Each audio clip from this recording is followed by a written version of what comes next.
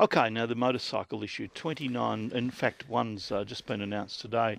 A man who was injured in a motorcycle crash Saturday last a week ago has died. 29 over, 4.5 months, the same as all of last year. Why? And I know you're launching this new campaign today. Why? I think there's a variety of reasons, Neil. So for the same time last year, there were 12 deaths of motorbike riders, and still that is far too much. But 29 is just a horrific start to this year. So 29, they're aged between 18 and 72, they're all men. We know a large number of them were speeding. We know a number of them didn't have the appropriate licence to be riding a bike. So there's a number of factors to it. But what we're doing today is launching Operation Motus, which is really a shift for us. So the Victoria Police Solo Unit, you will now see them during peak periods, Monday to Friday, 7 till 9 in the afternoon out, where they will police solos specifically in peak area and high volume areas. So they'll police single motorcycle riders? That's right. Yeah. So we'll have all of our available riders out, and today we've got about 70 out, just really making a statement that we're here to police the solo riders of Victoria. We'll be pulling them over for whether they're committing offences or even just have a talk to them about the clothing they're wearing or even their riding style. It's difficult to address this because it's tragic. There were 29 people dead, families suffering as a result of it, but your figures show that 86% of them, it was actually their fault. And in what sense? Well, we know that a number of them were exceeding the speed limit. 10 of them didn't have a licence to ride or they're outside their conditions. What we don't want to do, though, is demonise these men who have all died. You know, they are someone's brothers or fathers, and they're not here for the next birthday. So what we really need to highlight is, yes, you need to ride within the conditions of your licence on a bike that's appropriate within your riding skill, but we need their family members too to step up. If they see someone about to jump on a bike, either with the inappropriate gear or without a licence, they need to step up and actually do something, not just say something. We do demonise car drivers a fair bit. We do, at times. So, don't be an idiot this weekend. You're a bloody idiot if you do this. A lot of these, and I can think of severe crashes where people have died because of speed, alcohol, drugs, and they are fools. I mean, sadly, they're dead, but they're fools. Does the same thing apply here? I mean, I find I get a reaction from motorcyclists saying it's the drivers. It's the car drivers. They're causing us grief. Car drivers say, no, it's not us. Well, what your figures would tend to show in the fatalities, at least, is that it's not the car drivers. I think what the message needs to be, Neil, is that road use is a shared responsibility. So pedestrians, cyclists, motorbike, car or truck, we all share the roads and we all need to be responsible in doing it. And whilst we've had a number of our motorbike riders at fault, we just need to keep talking to them and the broader road users around safe and responsible road use. Alcohol involved in any of these fatalities? Alcohol's been involved in a couple of these fatalities, as has illicit drugs. So we know that both alcohol and drugs are often present in fatalities.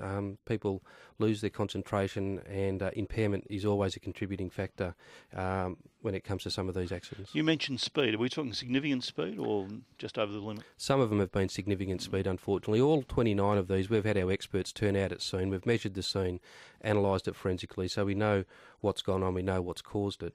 But I think there's a bit in here too, Neil. We've talked before around legislating protective footwear and gloves, and for me, the data's really clear that 42% of motorbike riders who go to hospital with a leg injury are not wearing appropriate footwear. So, we've tried TAC campaigns, we've tried education, and still we see people riding in thongs and singlets without gloves, and that's just a recipe for disaster. So I think that you can legislate against stupidity.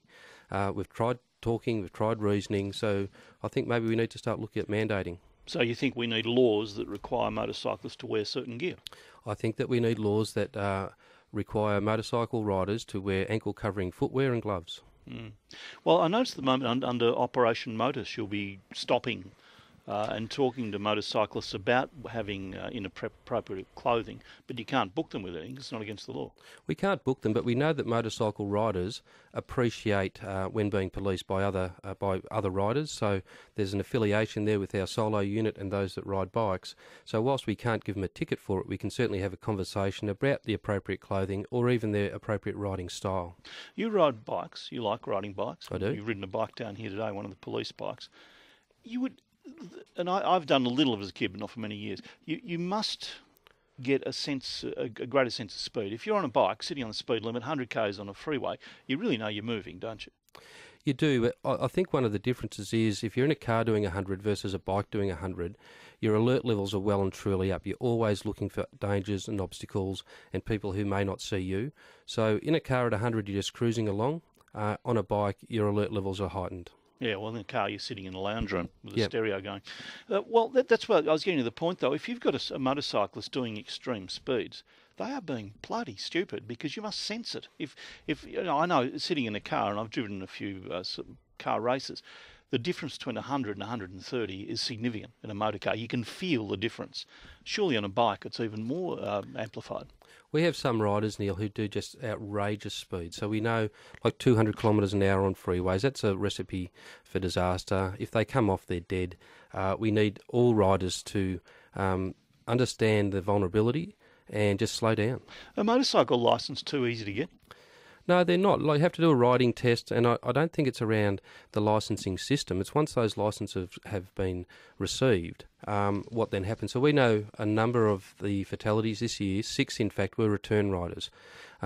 Most of those dead are over the age of 35, and many of them, or certainly 6 of them, have been return riders. So they've held their motorcycle licence for decades, but haven't ridden for a couple of decades and have come back to riding. They can get straight back on a 1000cc bike, and that's a concern. So there is a piece there around return riders perhaps going to do a refresher course or an advanced rider course. Do you think maybe motorcyclists are greater risk takers than car drivers? Perhaps they are. 'Cause Perhaps it is a riskier process, isn't it? they're a vulnerable road user group. There is no doubt about that.